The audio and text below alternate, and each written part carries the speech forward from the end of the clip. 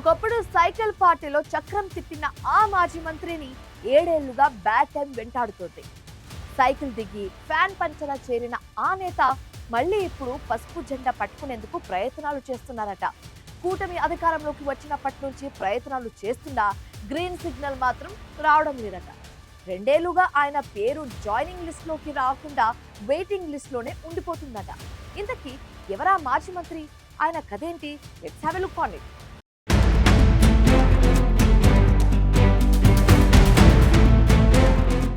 ఉమ్మడి ప్రకాశం జిల్లా రాజకీయాలలో సిద్ధా రాఘవరావుకు సీనియర్ నేతగా గుర్తింపు ఉంది. చీమకుర్తి వ్యాపార సామ్రాజ్యంలో లీడింగ్ గ్రానైట్ వ్యాపారవేత్తగా ఉన్న ఆయన తెలుగుదేశం పార్టీ ద్వారానే తన పొలిటికల్ అరంగేట్రాన్ని స్టార్ట్ చేశారు. పార్టీలో చేరిన నాటి నుంచి క్రమశిక్షణ గల లీడర్గా ఎదుగుతూ 2014 సార్వత్రిక ఎన్నికల్లో మొదటిసారి దర్శి నియోజకవర్గం నుంచి టీడీపీ అభ్యర్థిగా పోటీ చేసి ఘన విజయం సాధించారు. తొలిసారి ఎమ్మెల్యేగా గెలిచినప్పటికీ అధినేత చంద్రబాబు నాయుడుతో ఉన్న పాత సాన్నిహిత్యం, ఆర్థిక అంగబలం కారణంగా సిద్ధా రాఘవరావుకు ఏకంగా చంద్రబాబు కేబినెట్లోనే కీలక మంత్రి పదవి దక్కింది. 5 ఏళ్ల పాటు మంత్రిగా ఉంటూ ప్రకాశం జిల్లా టీడీపీ పాలిటిక్స్ను పూర్తి స్థాయిలో శాసించారు సిద్ధా. కానీ 2019 ఎన్నికల ముంగిట జరిగిన కొన్ని ఊహించని పొలిటికల్ పరిణామాలు సిద్ధా రాఘవరావు పొలిటికల్ జర్నీని తీవ్ర ఒడిదుడుకుల్లోకి నెట్టేశాయి.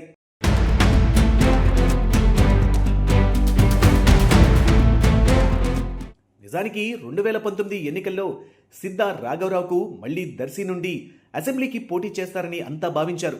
కానీ జిల్లాలో వైసీపీ ప్రభంజనాన్ని తట్టుకోవాలంటే ఒంగోలు లోక్సభ స్థానంలో సిద్ధా లాంటి బలమైన అభ్యర్థి ఉండాలని అధిష్టానం భావించింది.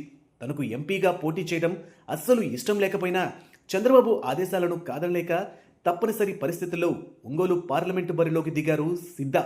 అయితే నాటి వైసీపీ వేవ్లో సిద్ధా రాఘవరావు ఓటమి చవిచూడాల్సి వచ్చింది. ఎన్నికల ఓటమి తర్వాత రాష్ట్రంలో జగన్మోహన్ రెడ్డి ప్రభుత్వం కొలువు తీరడం, అటు వ్యాపారాలపై ఒత్తిళ్లు పెరగడంతో సిద్ధా రాఘవరావు ఎంతో కాలంగా తనకు పొలిటికల్ లైఫ్ ఇచ్చిన టీడీపీకి సైలెంట్గా బై బై చెప్పేసి తాడేపల్లిలో జగన్ సమక్షంలో ఫ్యాన్ పార్టీ కండువా కప్పుకున్నారు. ఈ ఒక్క స్టెప్పే ఆయన పొలిటికల్ కెరీర్ను పెద్ద మలుపు తిప్పింది.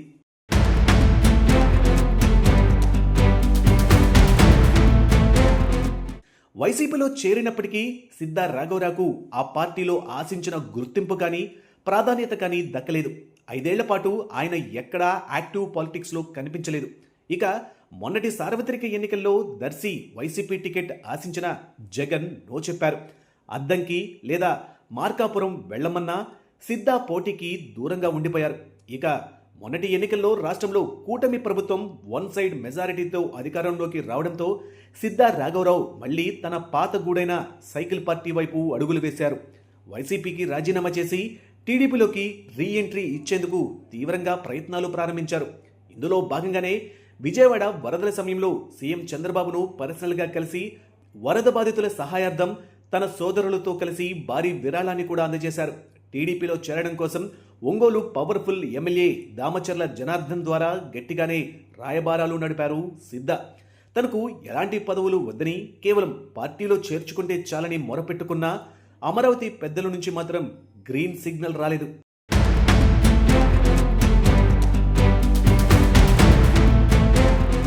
సిద్ధా రాఘవరావు వైసీపీకి గుడ్ బై చెప్పి దాదాపు 2 ఏళ్లు పూర్తవుతుంది. అటు వైసీపీ లేదు, ఇటు టీడీపీ లైన్ క్లియర్ చేయడం లేదు. దీంతో ఆయన పొలిటికల్ కెరియర్ కంప్లీట్గా డైలమాలో పడిపోయింది. మార్గమధ్యలో సిద్ధా చేరికకు రూట్ క్లియర్ అయ్యిందంటూ ప్రచారం జరుగుతున్నా అది ఎక్కడా గ్రౌండ్లో అమలు కాకపోవడంతో జిల్లాలోని సిద్ధా అనుచర వర్గం తీవ్ర నిరాశలో మునిగిపోయింది. నిజానికి తనకంటే కూడా తన పొలిటికల్ వారసుడు సిద్ధా సుధీర్ను యాక్టివ్ పాలిటిక్స్లో సెట్ చేయాలనేదే రాఘవరావు మెయిన్ టార్గెట్. తాను మంత్రిగా ఉన్నప్పుడు దర్శి నియోజకవర్గ డెవలప్మెంట్, పార్టీ బాధ్యతలన్నీ కొడుకు సుధీర్ చేతుల మీదుగానే నడిపించారు. నాడు ఎంపీగా పోటీ చేసేటప్పుడు దర్శి అసెంబ్లీ సీటును సుధీర్కు ఇప్పించాలని చూసినా కుదరలేదు. ఒకప్పుడు ఎంతో పొలిటికల్ ఫ్యూచర్ ఉంటుందనుకున్న యంగ్ లీడర్ సిద్ధా సుధీర్ భవిష్యత్తుపై ఇప్పుడు తండ్రి తీసుకున్న ఆ ఒక్క రాంగ్ స్టెప్ వల్ల నీలి నీడలు కమ్ముకున్నాయనే చర్చ నడుస్తుంది. నాడు రాజకీయ జీవితాన్ని ఇచ్చిన సొంత పార్టీని వదిలేసి వెళ్లడమే సిద్ధా ఫ్యామిలీ చేసిన బిగ్గెస్ట్ మిస్టేక్ అని ప్రకాశం తమ్ముళ్ళు లోపల గుసగుసలాడుతున్నారు.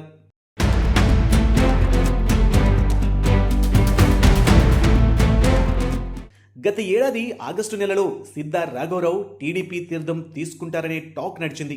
సిద్ధా కుటుంబం మళ్ళీ యాక్టివ్ పాలిటిక్స్లోకి రాబోతుందని, సిద్ధాతో పాటు కొడుకు సుధీర్ పొలిటికల్ ఫ్యూచర్ కూడా సెటరేట్ అవుతుందని భావించారు.